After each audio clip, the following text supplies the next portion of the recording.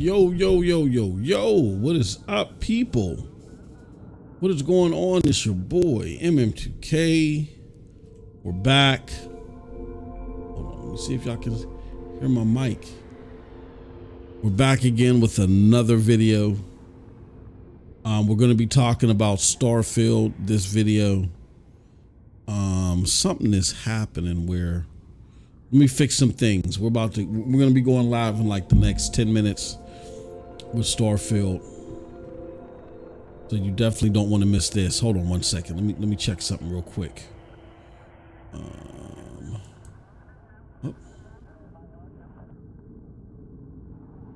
Let's see, this keeps buffering. Why does it keep buffering?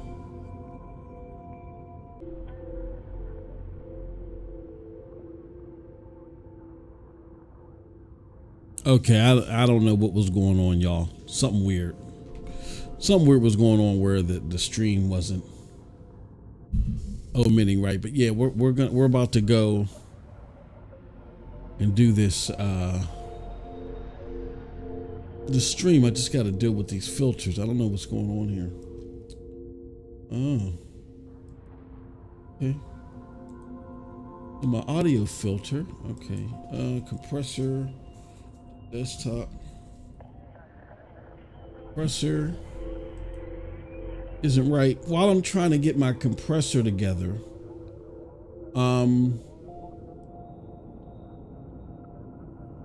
it's down to like 7.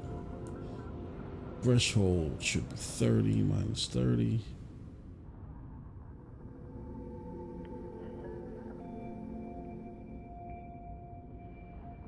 I'm gonna take this down to like 2 or 1. We'll leave it at 2. Release should be 600, 500. Output gain, we don't need none, but the duck. The side chain ducking that's going to be the source, my mic and my aux. Okay, so now that we got that, yep, and it's working great. Okay, good. All right. So we fixed that. This is what's going to be happening, y'all. We are getting closer and closer to a milestone. And we want to set expectations based upon this milestone. So here's what's going to happen.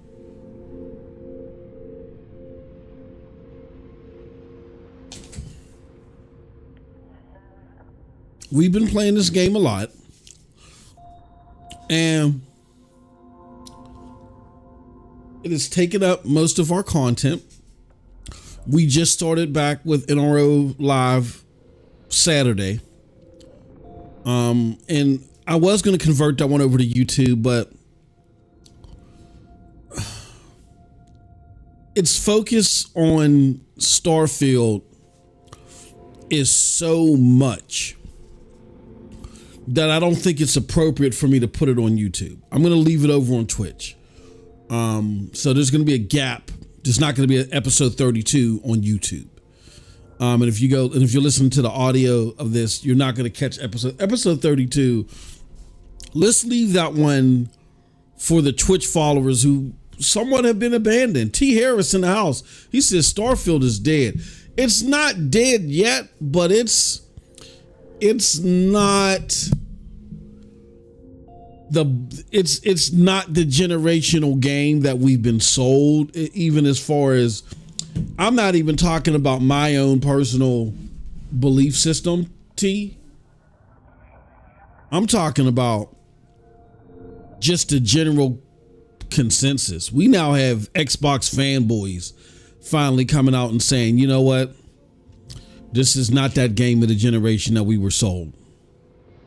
Doesn't mean it's not enjoyable. Doesn't mean it's not a good game. Doesn't mean that the people that really do enjoy it aren't justified. But when you look around at different scores, like let's throw Metacritic out. When you go look at scores all over the place from actual gamers, That's 7 out of 10 that you're putting out there, T. Harris. That's what it is. And I got friends that have posted this. You know, shout out to Doc Dark. Doc was one of the people that came in one of my streams, listened to the take that I gave on it, and was like, I didn't take it. I didn't think of it from that perspective. Also, I got other friends, my buddy, partner, Jack to Slip, but he comes from the cloud gaming side. And again, I hate to sound condescending to them. They came in through a different tunnel. So their vision and the things that they're looking for are totally different from the mainstream community. Like, there's a lot of conversations and a lot of bickering back and forth that we have in the mainstream gaming community that those guys over there just don't relate to. You know what I mean? And that's understandable.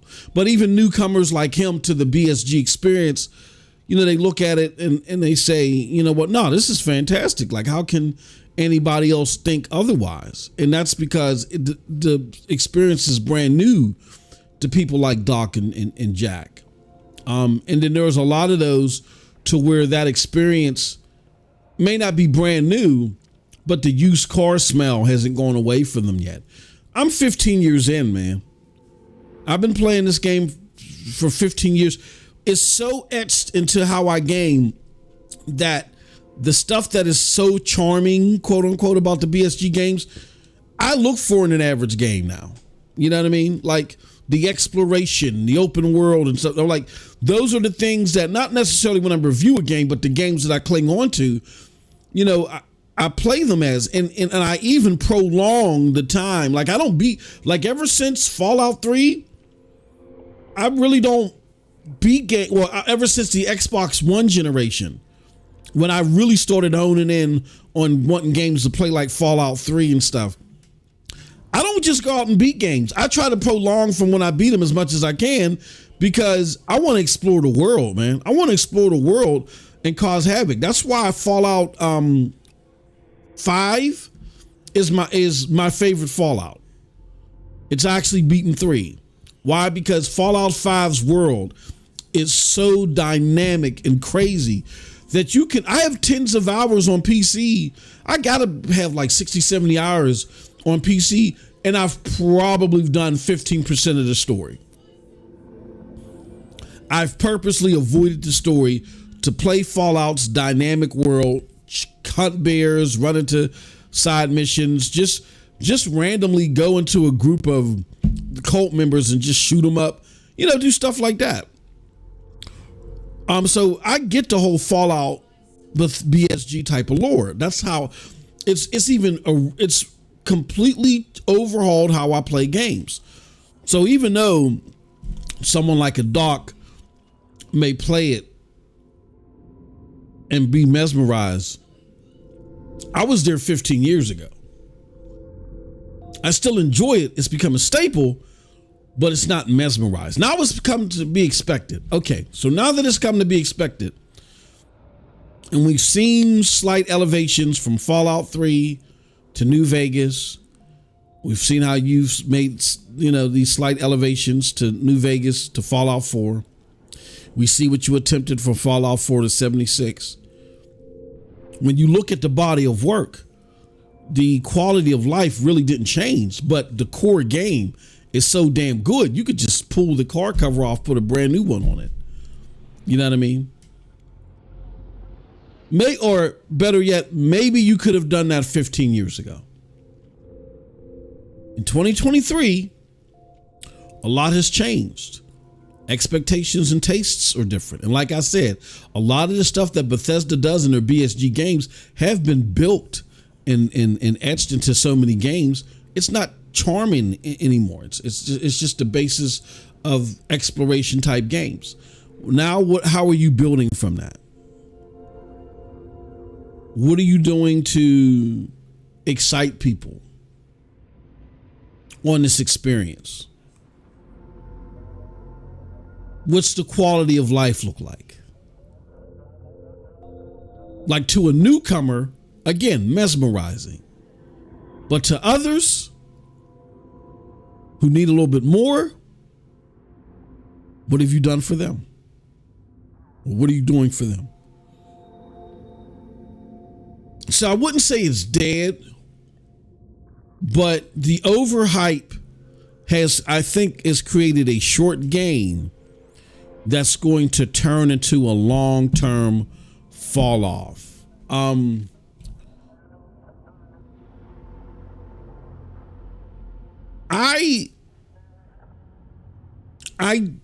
don't know how this is. I mean, like, news came out today that Elder Scrolls 6 is going to be exclusive to Xbox. I don't think anybody cares right now. Like, unless something happens to this game to where it's more universally appreciated, I think people are looking at Todd Howard and BSG and they're saying your time has passed. Like, maybe in a fantasy setting, you know, a fantasy, what do they call that? You know, Dungeons and Dragons setting. Maybe that charm is still there. But the excitement for Elder Scrolls 6, even though I'll put it like this. Last year, people had doubts about Starfield, but doubts never wavered for Elder Scrolls 6. Even the biggest Sony fanboys, you talk to them, they're like, yeah, man, damn. Now, Elder Scrolls 6 is going to be exclusive to Xbox. Maybe we can create enough noise and maybe Starfield will do so bad that, you know, Xbox will have a change of heart. Because, man, Elder Scrolls 6, oh hell no. Talk to a Sony fanboy, that's what they were thinking. Now that Starfield's release, the conversations I'm having now, the honest ones, is like, who cares? Like, the Todd Howard BSG games, they no longer move the needle. Like, who cares? That's the talk right now.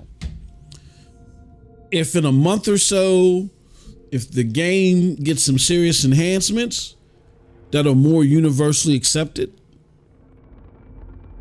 people may change their tune. Oh, all right. This was what we were expecting. But right now, I'm talking to mainstream gamers, those that were salty, not necessarily because of Starfield. I think there was definitely some salt because of Starfield, but the biggest salt was Elder Scrolls 6, truth be told. And I'm having these conversations now, Monday morning, people looking, finally absorbing Starfield for what it may be on a general consensus. A weekend that you had Xbox fanboys just like pretty much say, you know what, all right, man, we were part of the hype train, but now we got to keep it jiggy. Like, nah, man, this probably isn't it. This isn't the, you know, one Xbox fanboy said, this isn't the game changer that Xbox needed. This is coming from a fanboy that creates content. You know, PlayStation fanboys are salty. The salt continues to flow, and they got that meme with the PlayStation hat and the tears flowing. This is coming from Xbox fanboys. They're like, damn. And I think they felt Xbox knows that. They're looking at the numbers. They're seeing, I mean, from stuff that we could see publicly, there are a crap ton of users trying this thing on Game Pass. But I don't think, unless something comes out and completely eradicates what I'm about to say, which is very possible, I don't think that the numbers that they're seeing are sustained.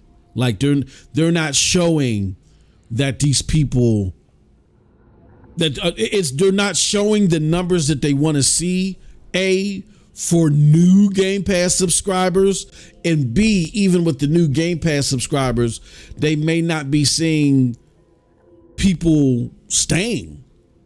Like, they may have people that are trying the game because it's so polarizing and everybody's like, I got to see for myself, but then they're canceling their subscription and they're letting it lapse You know what I'm saying? They're like, after this month, I'm letting it lapse.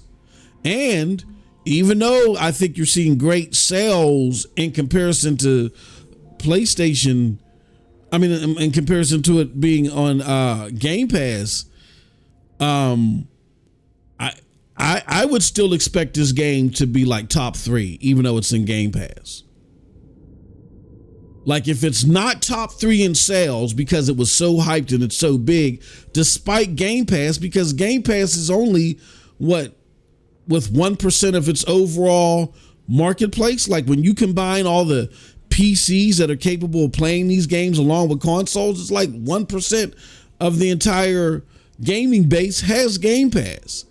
When it comes to consoles, it's only 10%, right? So when you look at the subscription model, okay, either one or two things need to be seen for the hype to match the reward and the investment. Like, we need to see either this game, have a lot of Game Pass users, bringing Game Pass subscribers, and being top 3 sales. Or, all right, maybe not top 3 sales, maybe top 10, maybe top 20, but we are seeing a huge amount of Game Pass subscribers. Those Game Pass subscribers are not letting their Game Pass lapse this month. So they're not just a solo count.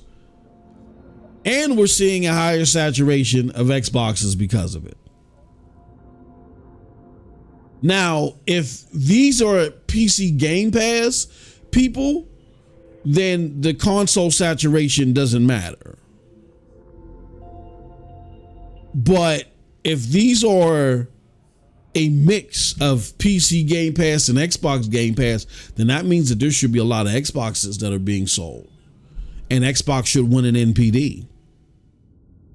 If Xbox can't win an NPD with this, and or see a lot of sustained Game Pass numbers because of it, not people that, okay, fine, I'm going to try this for $15. This is mid, cancel my subscription, let it lapse at the end of the month. They see people maintaining their Game Pass subscription, a lot of them, and they're winning an NPD, then regardless of critical acclaim, then the game is surely on to stardom. And I mean, not stardom, but success, sustained success. I mean, because if you look at it, Cyberpunk 2077, what, that first 2 months it sold 13 million or 14 million copies, right? That's a lot. Most games don't even never see that in a lifetime. That's a lot.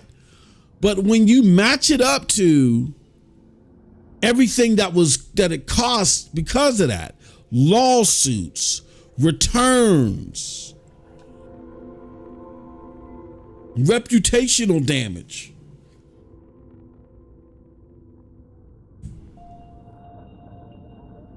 that 13 million doesn't mean what it doesn't hold up through the test of time.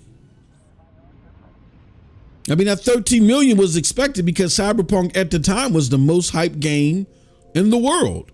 It had anticipation built up for it for like almost 10 years. Cyberpunk is going, now you run into Starfield. Now, Starfield didn't have the hype that Cyberpunk had built up for that amount of time, but it's been there. It's been more rockier up until launch as far as the anticipation, but it was still very high.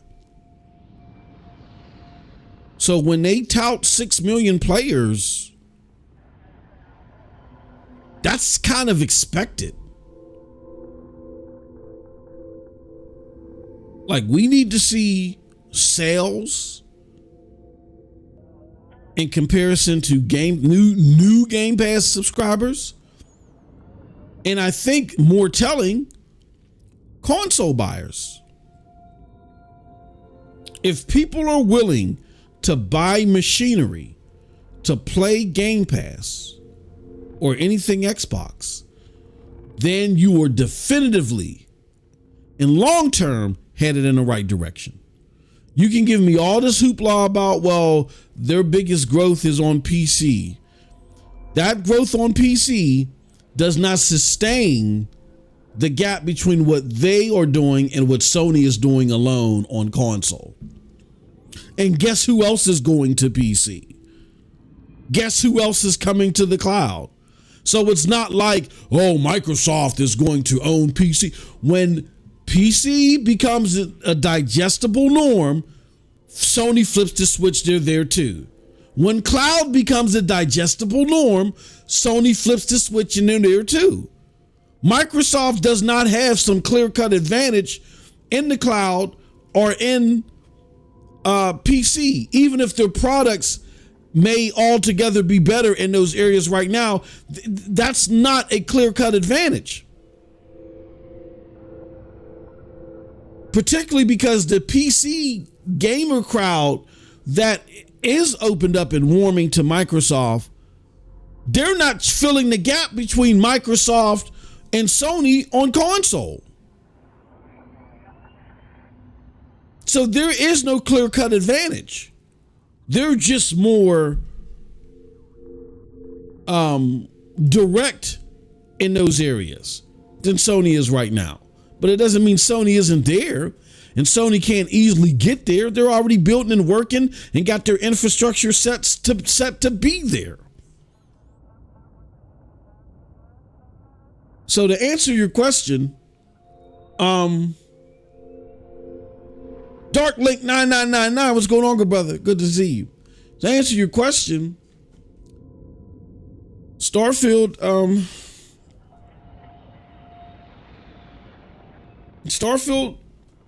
it's not. I mean, Starfield still has some things to show.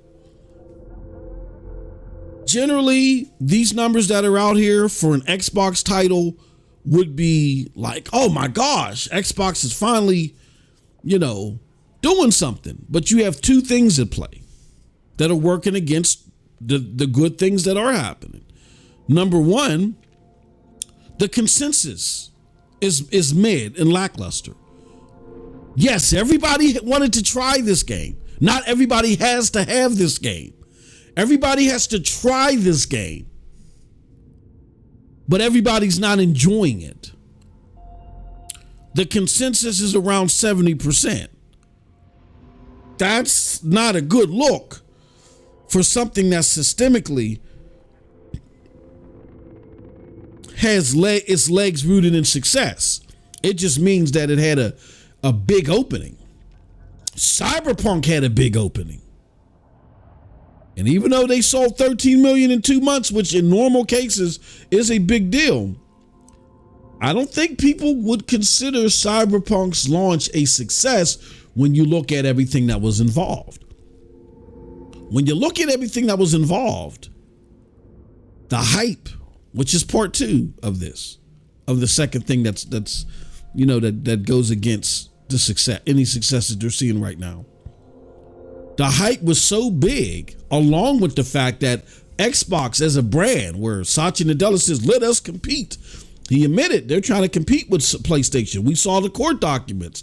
Xbox feels that its flagship product and service, Game Pass, the only one that can compete with it is Sony. So they are competitors. So to your staunchest competitor, this is the game that was supposed to set a new trend, and it ain't systemically doing that. It's less of systemically starting a trend, and it's looking more to be just a bubble. If you guys are old enough to remember, I am. The tech bubble. Remember the tech bubble of the late 90s when the internet was starting to get big and popular, and there were all these .coms, the .com bubble, they called it. If you're not old enough to remember, look it up.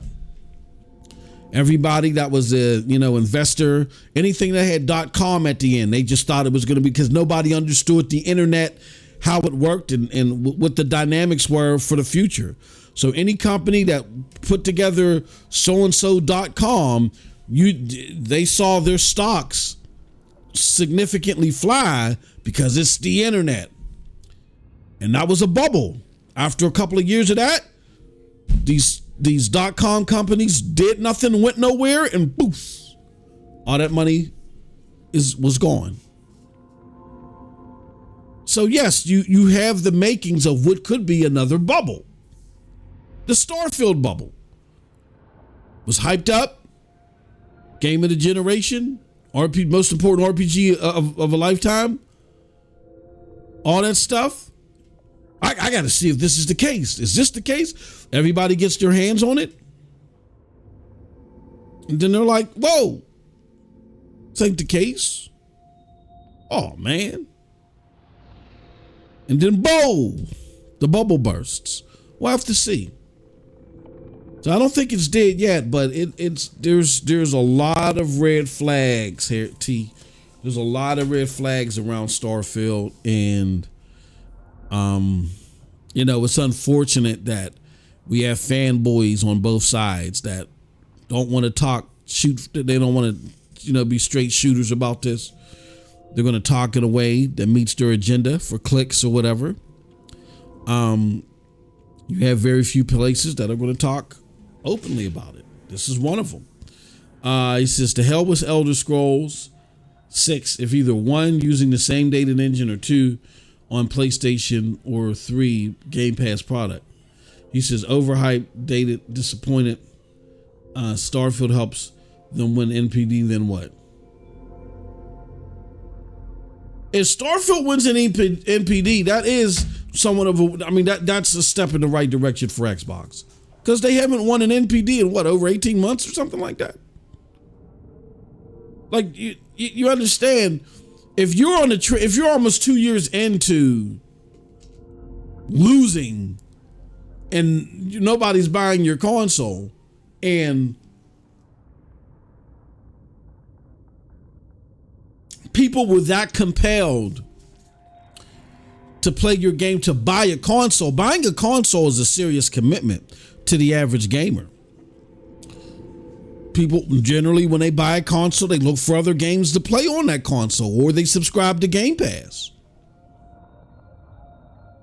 So if you get a lot of people that were that interested in Starfield, and they bought it, and bought a console and signed up for Game Pass because of it, we can't go too far, Harris. We can't be too extreme, whether we like the product or not. We got to keep it jiggy. If that happens, then that's a significant uptick for Microsoft. Does it mean that Xbox is number one all of a sudden? No, but it doesn't. It keeps the Grim Reaper away. You know what I'm saying? It keeps the Grim Reaper away a little. It makes his traversal a little longer.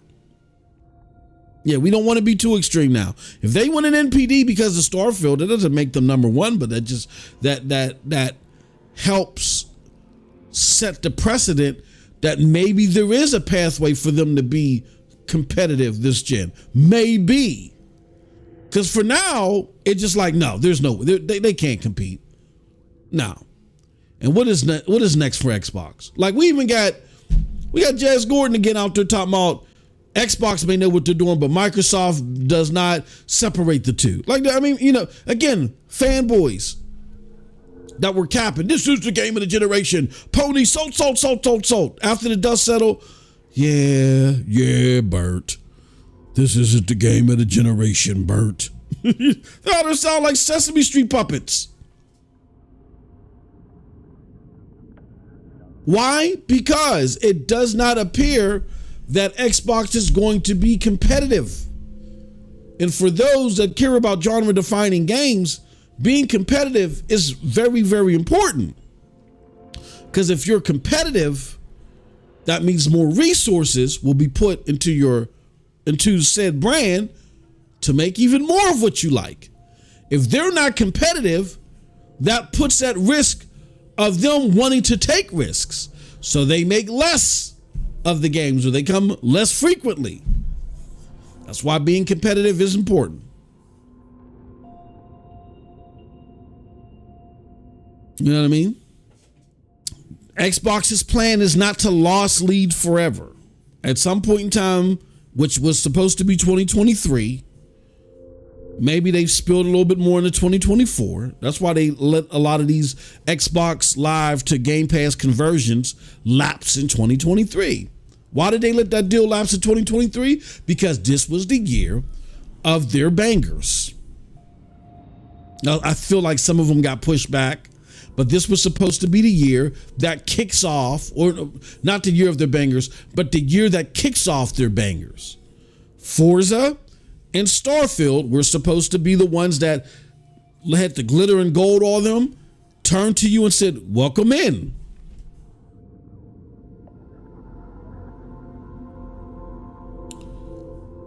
And people were supposed to flock and at least want to take a look at Xbox. And then they would go into 2024, 2025, 2026, when Elder Scrolls could possibly come out, and the rest would be history. Now they're on an upward trajectory to where, okay, maybe they don't catch up this gen, but by the start of next gen, now it's a competition.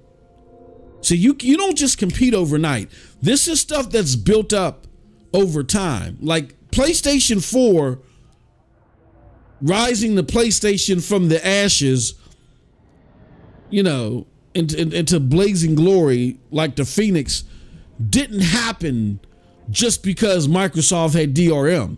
That process started at the end of the PlayStation 3 generation, when those last 3 or 4 years, PlayStation actually had better games generally to the general public than Xbox. The Souls games and Uncharted and Last of Us and that stuff was coming out, and it was better than it was. Even though the Kinect was, popular, the general consensus, particularly amongst genre-defining gamers, is that, okay, PlayStation is where it's at. That whole process started the last 3 years of the PlayStation 3 generation, and then they used that momentum to carry over to the PlayStation 4, and then the rest fell in, the stars aligned, and the rest is history. That's what Xbox is hoping. They're hoping that they can start getting that populace back that they lost in the Xbox One generation starting in 2023. Starfield, Forza would start ushering people in and getting people to really pay attention and systemically believe in the Xbox top-notch or top-tier game delivery system again, or believe in whatever this new brand is trying to present. And they expected that to happen because not only do you have Forza that's always critically acclaimed every year, but now you got Starfield, which on its own rights would sell gangbusters if we don't have it in Game Pass. But it's in Game Pass. So that whole game plan to get people to start looking at Xbox again, because this is not something that's going to happen overnight. Sony didn't get back into the driver's seat overnight. People may say, oh no, they never lost. They lost humongously in software sales, the PlayStation 3 generation. That's what matters. What's the point of buying a console if you're not playing any games on it? They, even at the end of that generation, they still were significantly losing to the Xbox 360. And then as the Xbox One campaign started for them, Xbox just gave up on the 360. They didn't care anymore. They just rapidly changed. So we're moving on. So PlayStation doesn't get back in the driver's seat overnight. That started with the end of the PlayStation 3 generation. Xbox is hoping to do the same turnaround. They're saying, okay, starting in 2023, we want to get the masses to start looking at us again. So maybe in 2028, when we drop that new console, you guys will, we would have been able to at least get a lot of you interested into us again and thinking of us in a systemic way to be in your gaming portfolio. And that started in 2023. But in order for that to be successful, people have to systemically invest in your ecosystem. Not a whole bunch of people launch month try and finesse Game Pass for Starfield. People have to invest systemically in your ecosystem. It's easier to prove who is investing systemically in your ecosystem by console sales. Anybody can go to Game Pass, even pay the full $15, play the game, and then go about their business. They still finesse the system. Why? Because everywhere else, on every other console, you got to pay the full $70, even if you want to see what the game is about. And I just finesse Microsoft for $15. And I'm not staying. That's the point. Microsoft just don't want you to come on, a whole bunch of y'all come on for 1 month and disappear. The money is made. The subscription model becomes worth it when you're systemically on it.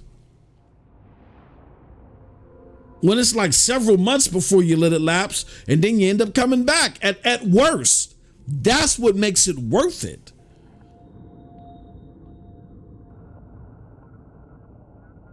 So it's going to be harder for us to determine that off of Game Pass subscriptions, because I feel that we're going to need to see 3 months. All right, let's just say if the month Starfield came out, Game Pass hit 35 million subscribers.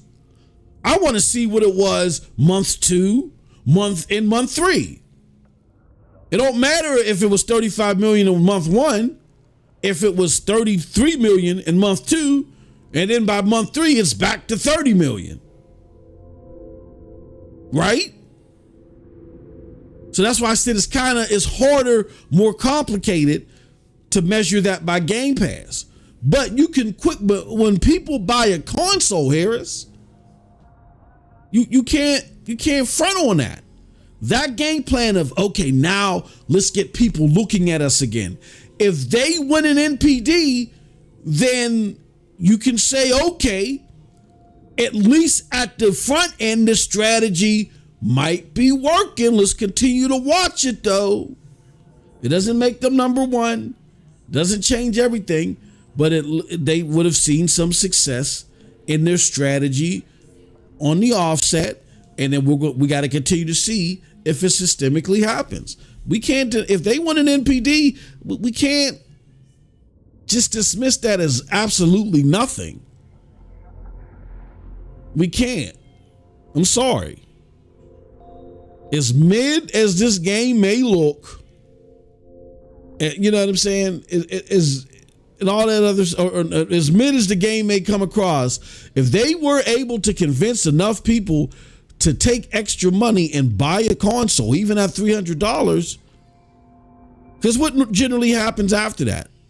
You get more subscriptions, or people say, well, let me buy a game for this console.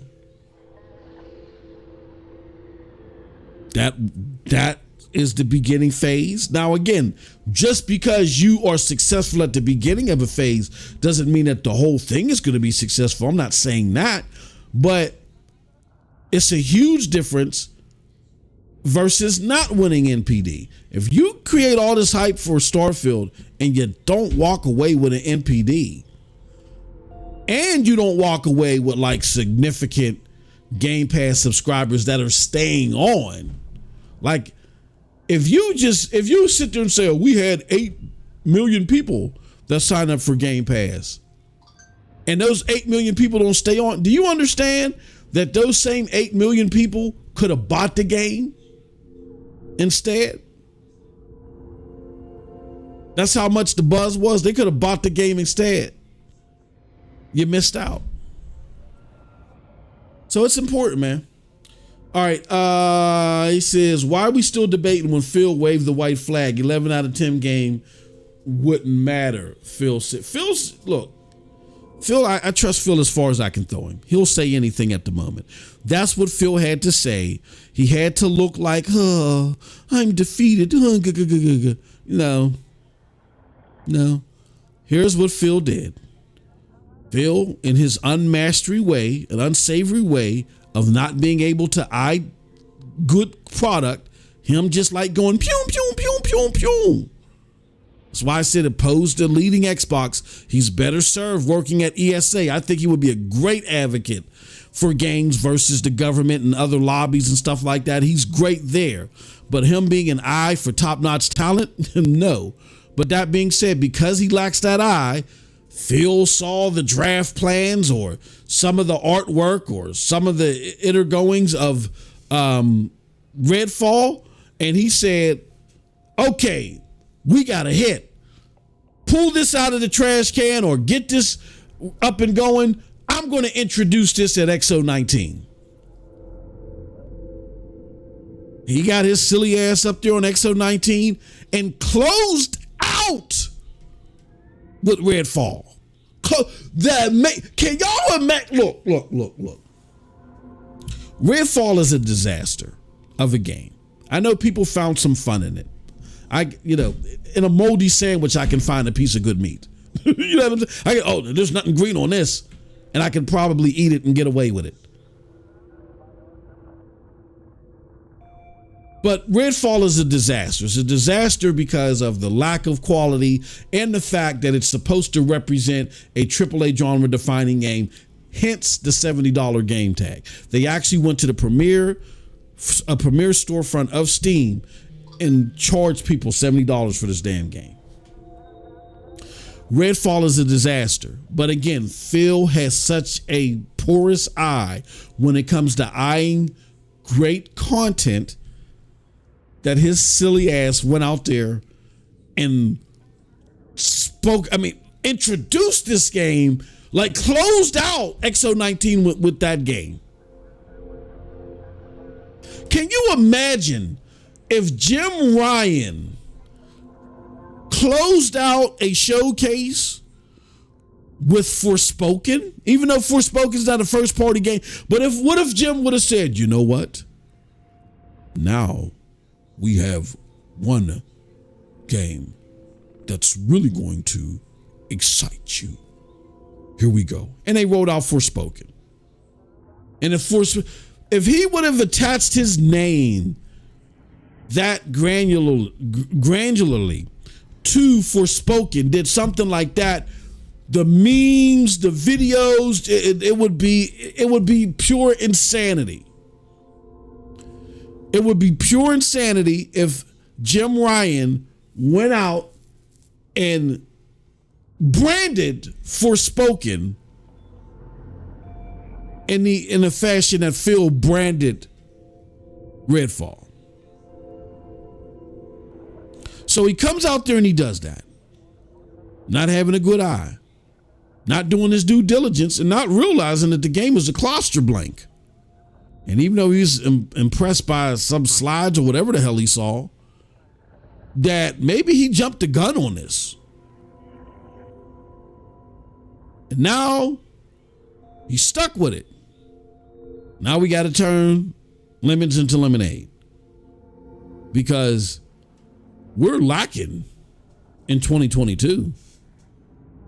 And 2023 is crucial for us. Like, we got to have something with a lot of buzz come out for Gamepass at this particular time. We just have to. It matches the cadence of our game plan. So we got to have something. Redfall's here to stay. And what I'll just do is I'm going to bite the bullet, act all, oh my gosh, woe is me, the big multi-million-dollar exec that's been part of this company for decades. I'm human. I made these critical flaws that even the dumbest gamer wouldn't make. So he lunged on that sword because he's like, Starfield's coming. And because it hit him that, hey, I may be getting all creamy knuckled about Starfield, and that might not be great. But because it's Bethesda, I know it's better than Redfall. I feel like that we have a potential that if we put a lot in hype in this game, that we got a potential to where, and if we stagger reviews, we put a lot of hype in this game, we got a potential to where not only will it hit at launch, but systemically, people will just fall for it. and just like, you know what, this is a game of the year contender. And things aren't, the critical acclaim are not working out that way, but a lot of people flooding to this thing and trying it, the hype has created that. We got to see if that systemically holds. But him saying it's got to be an 11 out of 10, it ain't got to be an 11 out of 10, that was him just trying to create cover in case this game plan doesn't work. They're throwing everything but the kitchen sink at trying to compete. They just don't know how. Satya said it himself. If you want to compete, let's compete. They are. Satya may be a bunch of things, but he don't play this word salad that Phil plays. Phil is a master manipulator, whatever. And I'm not fond of Satya's lack of gaming prowess, because I think that is what causes the pressure for this Xbox team that just generally doesn't get it in a lot of ways, and they already don't get it. So now the expectations of Satya just makes things even more complicated. But with that being said, Satya, what Satya don't do is he don't mince words. Satya's like, if you want to compete, let's compete. This is how I want to compete. Okay, y'all got better eye spotters. I ain't got the best eye spotter. I don't know. I don't play these damn games. I don't care about these games. But I got the money. Must be the money.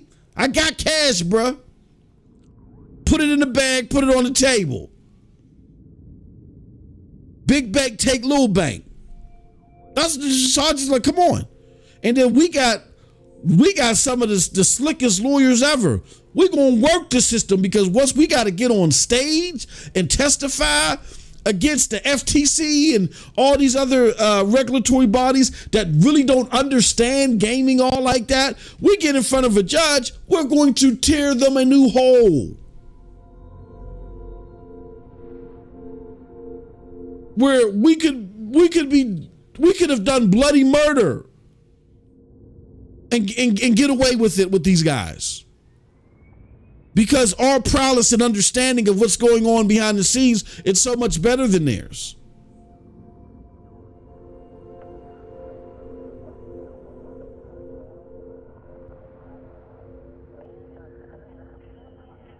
So they're competing.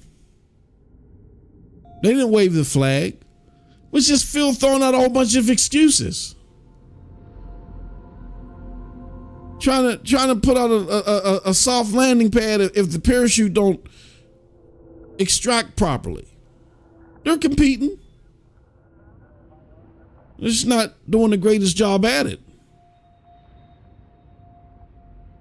So, but again, we can't deny, as much as everything that I just said. We got to come down the middle on this, man. If they win an NPD, that is not insignificant at all. Does it change the game? No, but it's like Kill Bill. You know, she got that, what's the name? Uma Thurman got that master technique to bust out the coffin. There's still some hope that their plan can go as follows. If they don't win an NPD, I'm just going to say I don't know how their plan moves as follows. I don't know what they're going to try next. But that plan of using 2023 to usher in attention back to the Xbox brand, I think that becomes a bust. But if they win an NPD, that plan still lives. So it cannot be ignored. Does it flip everything 180? No, but it can't be ignored. He says Starfield is okay when you don't put it on the same pedestal. Yeah, when you just play Starfield, as Cold Blood is saying, it's not the worst game. It's not Redfall. And honestly, I think a lot of these 7s out of 10s, or this extrapolation of the 7 out of 10 rating, that's not that gamers are coming with is out of disappointment. This isn't reviewers. Yes, there have been a few reviewers that have did 3s and 4s and 1s or whatever's, but the vast majority of reviewers collectively, after however their publication has been weighted, they said that the game is a 4. I mean, it's a 7 out of. I mean, it's an 8 out of 83 out of 100. That's significantly higher than what users are saying. Users are disappointed at how this was hyped. So their scores are more on the ends of 7 out of 10. You can get mad at the reviewers all you want. If you ask me, the reviewers are being way more kind than the gamers.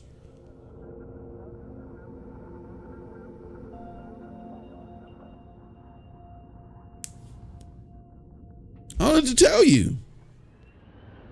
He says, wouldn't the Starfield failure be a last straw to many hoping and being in denial for a little longer? Look, until these people are so far gone, these zealots, Harris, Microsoft literally has to shut down in order for them to get it. I was watching some content and somebody had pointed out, because I had been saying this for a long time, that if you've noticed, if you've been around for some time, at least from the Xbox One generation, I've been around watching the media around games well before that for 20 years, you know, as like a creator. I've been doing this for like, not so much on YouTube, but in different places. I go all the way back to MySpace. You know what I'm saying? I was doing this in MySpace, you know, and I didn't come to YouTube until 2017. But that being said, when you look at the collective of how things have changed since last gen to this gen, I want you to notice how many of the PlayStation people that used to dog Xbox are now doing the reverse.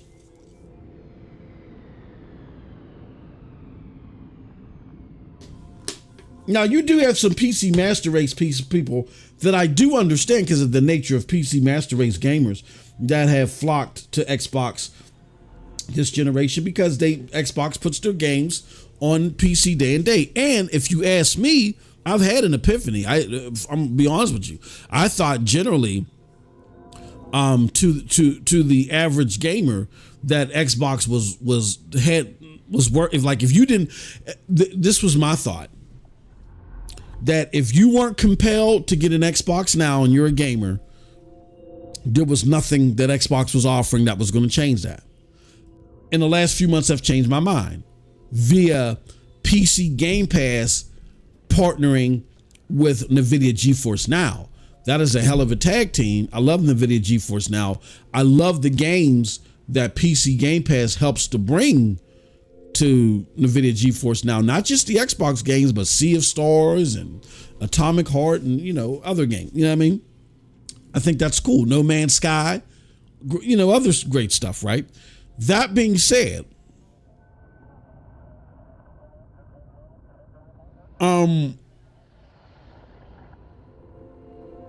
I've said for a while that you saw that shift from not just the PC Master Race people, but general gamers. Why? Because, and I told this to a content creator who's doing pretty well within the Xbox community. I told this to him a long time ago when we all used to do shows together. I said, you do an Xbox podcast, because even though I'm not a fan of the content that comes from Xbox, it's going to blow up. Like me being a former Xbox fanboy, I just knew the anticipation and the amount of fervor and just excitement that the Xbox community and the brand had and how much faith they had coming into this generation. This generation means everything to them. It's like they're fighting for their lives. This generation means everything to them. And so with not only that, but the fact that they haven't caught up yet And all Sony got to do is put out Spider-Man, put out Final Fantasy, and they suck all the oxygen out of the room.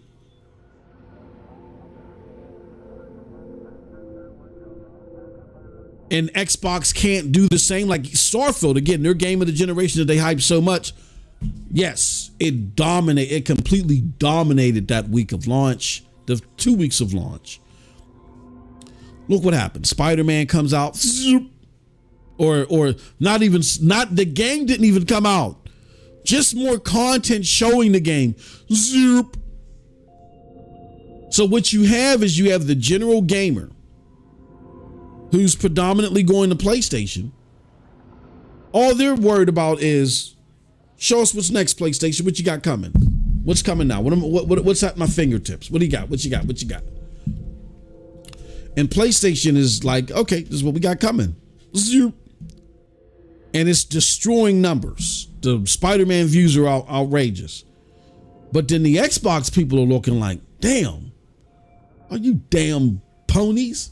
All they got to do is show Peter Parker swinging and y'all get excited. So what they do is that fandom gets together and they create their own traffic. And they do it through memes, Twitter, and these pony salt videos. Hence why Xbox content or positive Xbox content or anti-PlayStation content is so popular now. Like when you look at the content creators, a lot of them I've had on my shows. I've been on theirs. They used to barely get maybe 200 views a show. Now they're hitting 1,200 views a show. Same content pretty much, same stuff. They haven't changed up anything.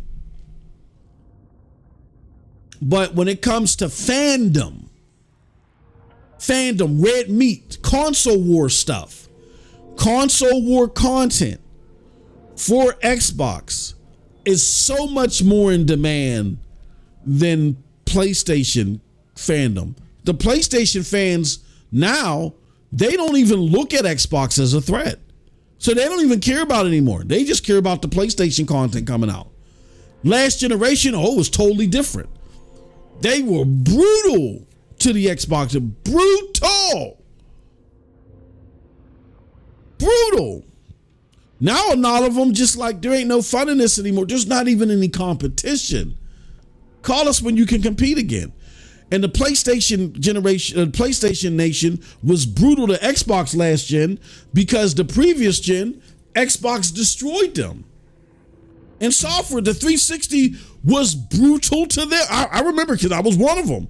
I was brutal to them ponies on the GameSpot forums. I got banned so many times on GameSpot, it's ridiculous.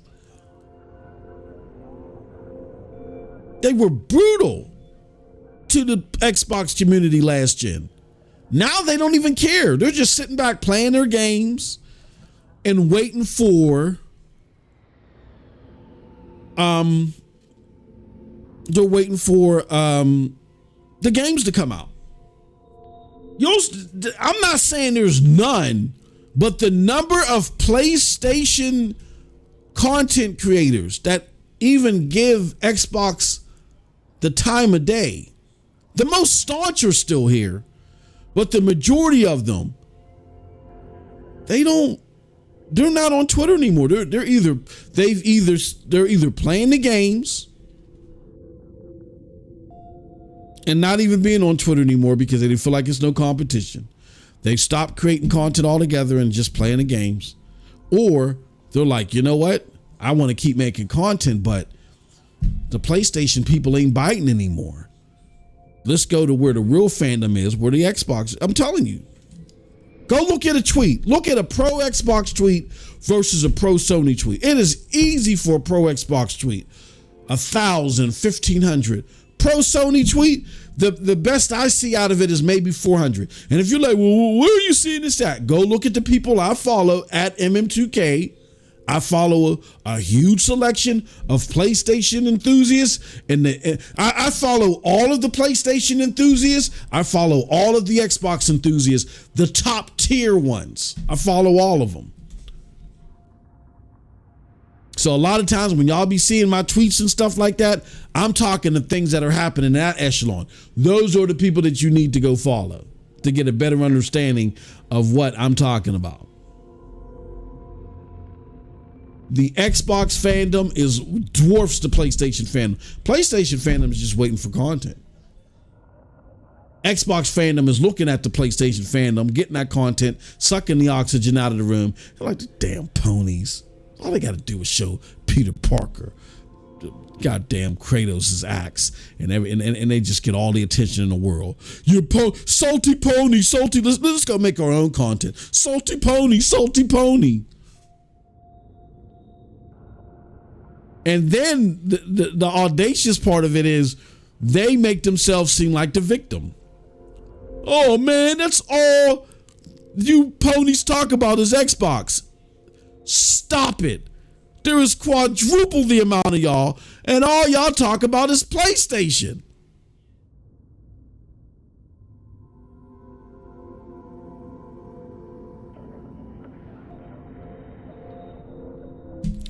So that's just the dynamics that we're in now. And because of that, yeah, it is what it is. Phil is the most unscrutinized leader by I feel like Phil does more harm than good. I feel like a lot of the problems are based and start with Satya, but Phil doesn't make it any better. It's like, okay, you got a burn mark, so you go put oil on it. You go put Vaseline on it. Like the burn mark is the essential problem. But you're not supposed to put Vaseline on a burn mark because the oil is just going to conduct more heat and make it sting even more. Phil is that Vaseline. You know what I mean? Redfall views looking good. Yeah, man. Starfield, shout out to Ron Slusher. Starfield's biggest problem is it's built on a foundation that was crumbling already for 2 decades. I wouldn't say it was crumbling. The foundation is great. It's just it needed quality of life, like that whole exploration and all that other stuff. I think that foundation is fine, but the quality of life has to improve. Like, let's have NPCs look better. Let's make areas more dense, more exploration, more buildings, more caves. Let's improve on that, and make the RPG battle elements a lot more intricate. Like instead of me just maybe selecting a body part to shoot and trying to find your weakness, let's make certain attachments that I have on guns affect certain body parts differently. So when I'm fighting the tarantula beast, and if I know that his legs are his weakness, okay, I got my Grendel that has the leg and impaler armament, so that's the perfect gun for the spider beast. Instead of growing it, you completely just toss it away and say, let's throw in Wolfenstein gunplay, which is cool, except for the variation of enemies that you combat in a mission are mundane and they just repeat. Then when it comes to the exploration part, it's not more dense, it's less dense, and it's more scattered. Yes, there's more places to explore, but it's more empty and they're scattered. That breaks the immersion. And then you got this auto-generate thing to where people are talking about, I'm seeing the same building 6-7 times over already. That's not immersive exploration. Then, the quality of life, it looks better than any BSG game ever.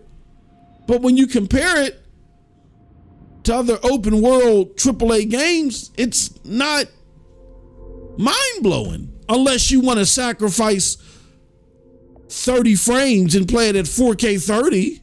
You know what I'm saying? A game that has added more shooter elements than any other iteration. A game that has added Wolfenstein elements to where I think even Wolfenstein was 60 frames per second last gen. A game that has added shooter elements that generally goes hand in hand with higher frames is now telling you that it's best played with lower frames. If that's not ass backwards, I don't know what is. So I wouldn't say that the core was dated, but the quality of life, when you bump next to the expectation set, they don't jive. They state Starfield was 25 years in the making, overhyped disappointment, so it wins NPD. Are more Starfields coming? See, and T. Harris, that's why you're concerned. That's why you're trying to dismiss them winning NPD. And I get the concern, but we can't gatekeep. We have to trust the consumer. If Starfield wins NPD,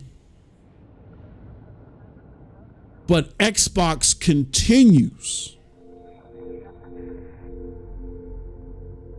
to be severely behind, then that means if by the time the dust settles, Xbox can't catch up to PlayStation, let alone reach the 1.3 billion. They change the number every month. They can't reach the 1.3 billion gamers. Then guess what? Their plan failed. And then in the interim, you may get some carbon copies, but then in the long term, you don't get a bunch of Starfields. But then, because what happens? Gamers then hear, this is the game of the generation. All the same strategy is tried again. This is the game of the generation. This is that. And gamers like, fool me once, shame on you. And those other subsequent attempts fail.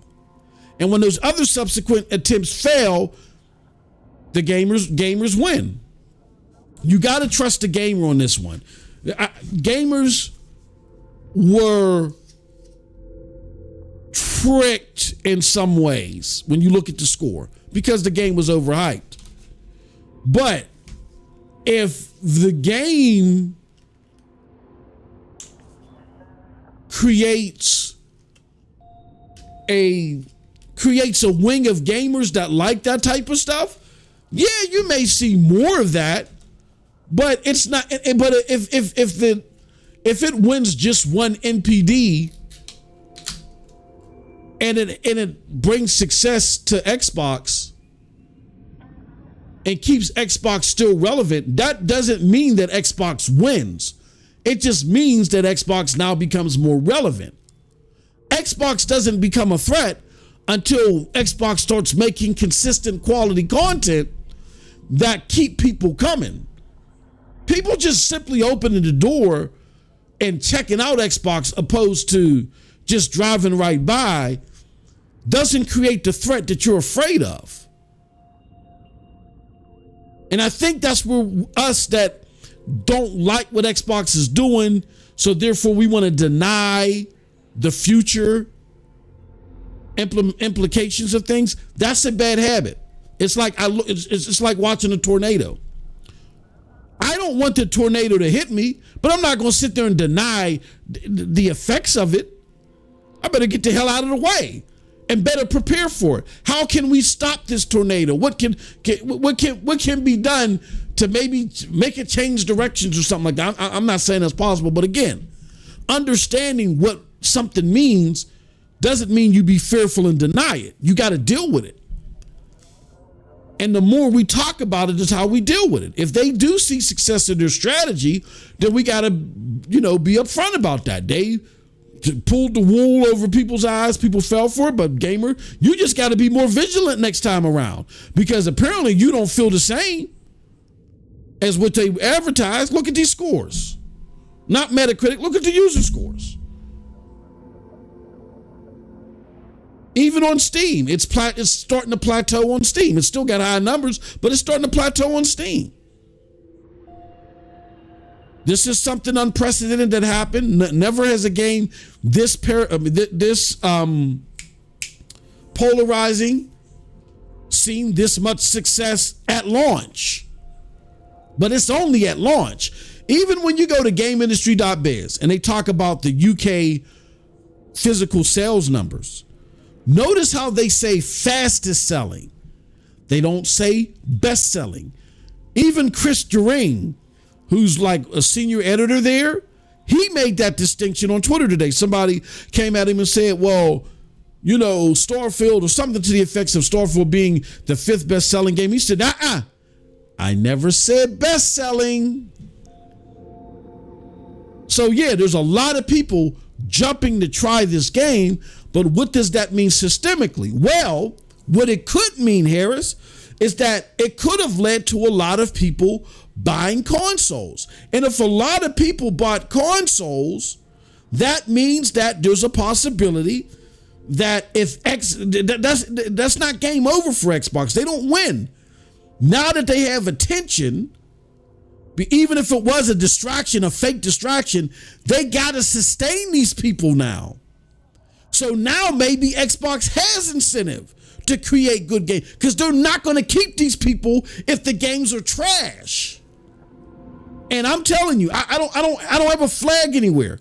I want Microsoft to compete and keep PlayStation on its toes, not just for the sake of competing, but because they have great quality content. So if this can open the door for them finally getting somebody else other than Phil scouring through the games and making sure that they drop, now we got their attention. What do we do now? It's like if you're a content creator. The first time, you know, you might only have 3 viewers, but the first time 20 people might show up, or 100 people, whatever, might show up to your podcast, you're now like, oh, now I got their attention. Before I could get away with my mic popping or, you know, music being too loud and people can't hear me. But now I got 100 people. Oh, I can't do. Now I got to do better because I want to keep these people. So if Microsoft wins an NPD, we got to look just past the shallow arguments on Twitter. We're gamers.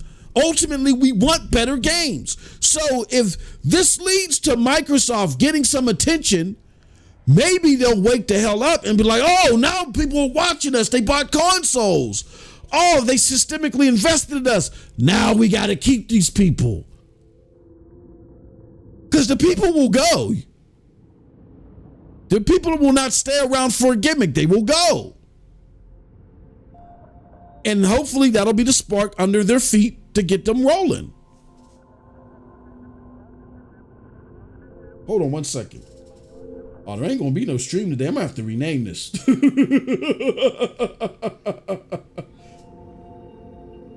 Ain't going to be no stream. I'm going to have to rename this because I only got 30 minutes left before I got to go to a business meeting. But we could just talk. Shoot, I might as well put some Starfield gameplay up here. Might as well just talk because I'm not doing no stream. Let me see. Web view window. Let's see what that looks like. Okay.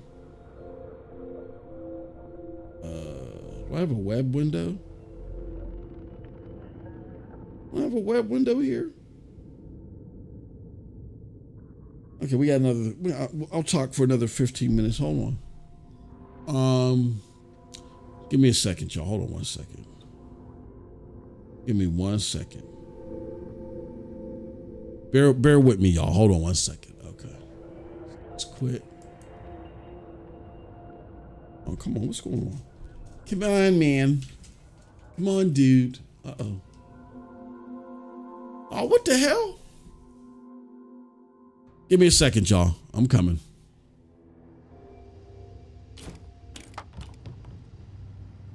Well, I'll show y'all a little bit.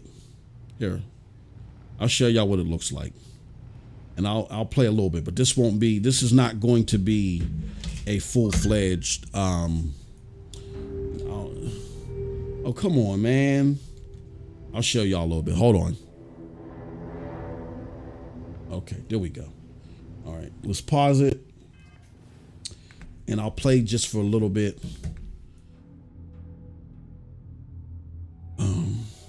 I'll play for a little bit. My business partner's about to come. Really, he's gonna come any minute. But yeah, we can't. Let me just answer a couple more questions, and I'm gonna get into some gameplay. We can't.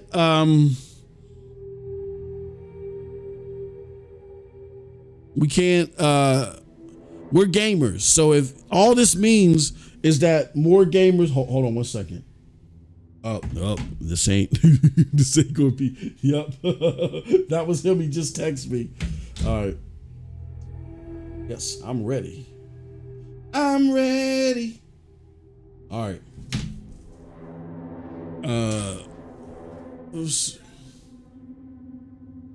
So yeah, I mean, he's not.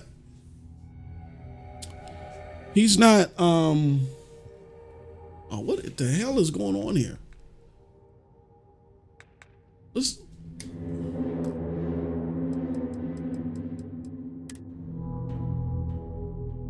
don't want to go to the desktop just yet.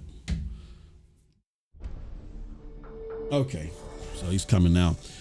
Let me just read a couple more comments. It says, oh yeah, so what I wanted to finish this point from T. Harris's question. Don't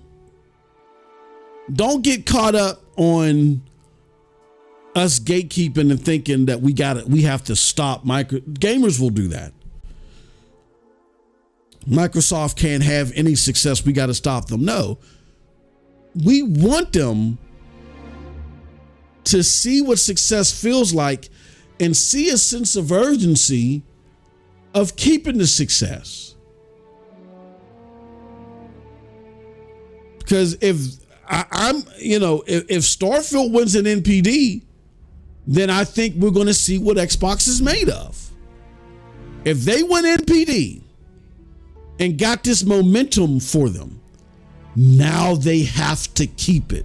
See, it's hard when nobody's expecting much from you. Like I said, the PlayStation fandom really has just gone away and they're just waiting for the next Spider-Man or God of War or whatever, PSVR 2. They're not even really paying you attention. They're not making memes on you anymore. When everybody expects you to fail, when you fail, you just met expectations. Yeah, you might be a little salty. You might be disappointed, but you're still getting a fat paycheck. And as long as Microsoft is still making money and doing what Satya wants it to do, which is thwart Amazon and Google out of the cloud and cloud activity and blocking them in gaming or keeping them curtailed in gaming, it is a surefire way to do it in a lot of regards.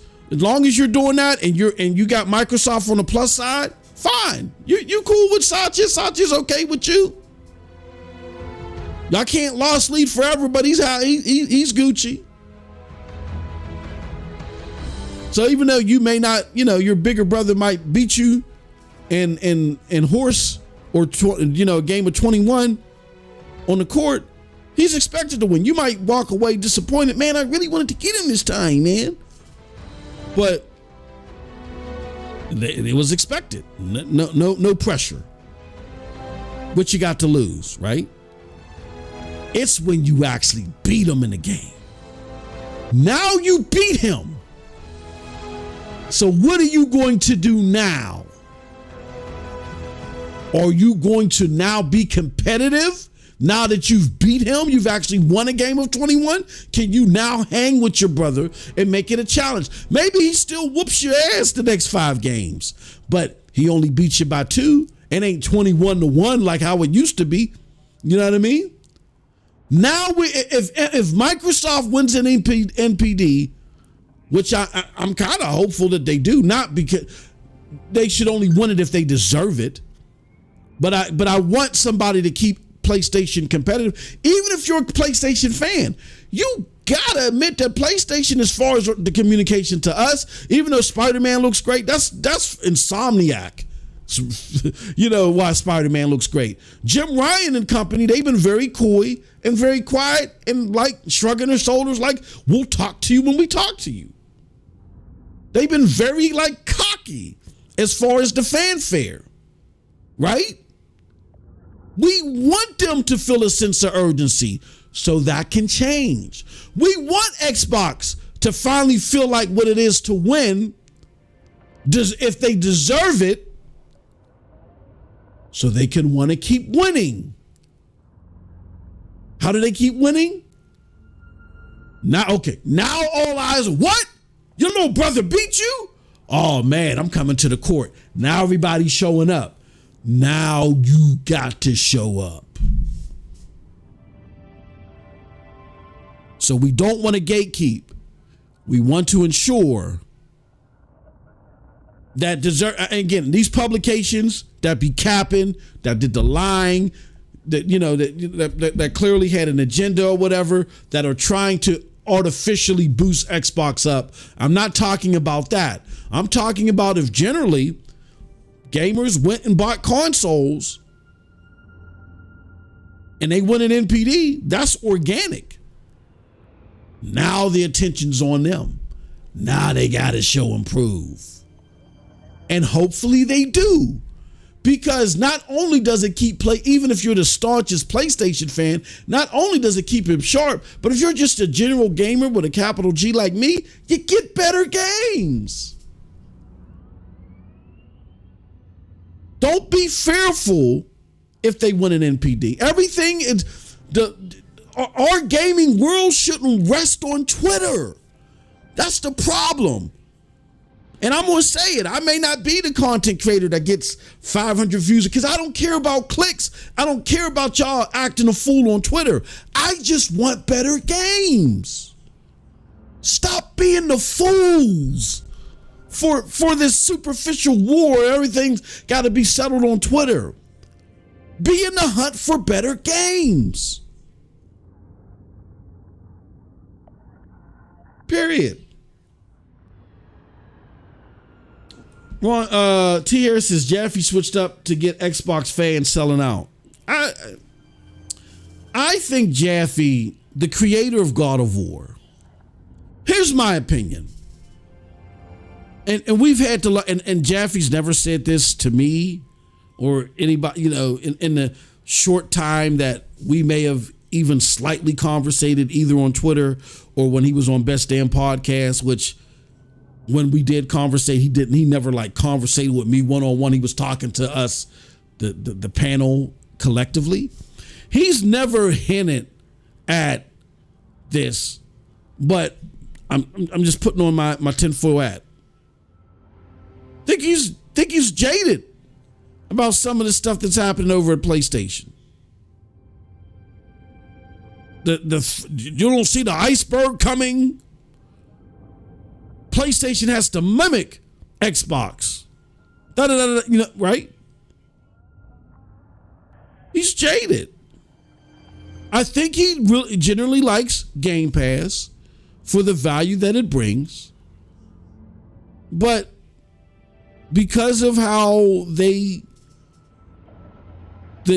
people at the top may not be his best friends like Leighton and them in the past, or they may not treat him, as courteous or, give him the respect that maybe he feels he needs or just dismissive of him, unlike the other former heads.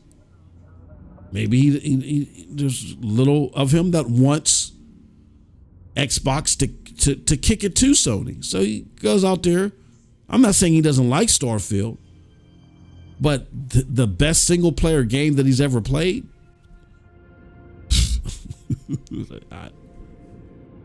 Whatever. He said it, so I'm not going to take it away from him. I'm just giving you my thoughts.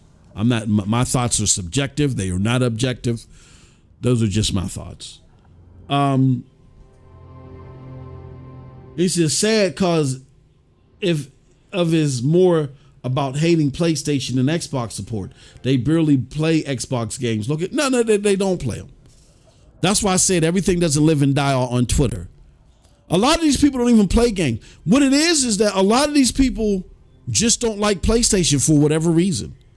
And now they got a band of brothers or sisters that they can belong to. You would be amazed at how many Xbox gamers don't game. I just showed you where my time on the Xbox app is like 4 times. Oh, no, it's like triple the amount of time that I actually have in the game. It had me like at an hour and 19 minutes where one day and 19 hours, I think, where I only played like for 16 hours. And I'm like, how the hell did this happen? And it was because I simply had the app running. Like me having the app running right now, that's tallying my time on the Xbox app. So you got, and me and Z has busted people doing this with Sea of Thieves. It showed people playing Sea of Thieves, and we did this live on air one day. We called one content creator where it showed him playing Sea of Thieves, and we was just messing with him on the phone. Z had recorded, I believe, and was like, "Yo, where you at?" "Oh, I'm at work." "Oh, your kids, you playing Xbox? Your kids playing it?" "Oh, no, man, no, I'm not even. Nobody's at the house."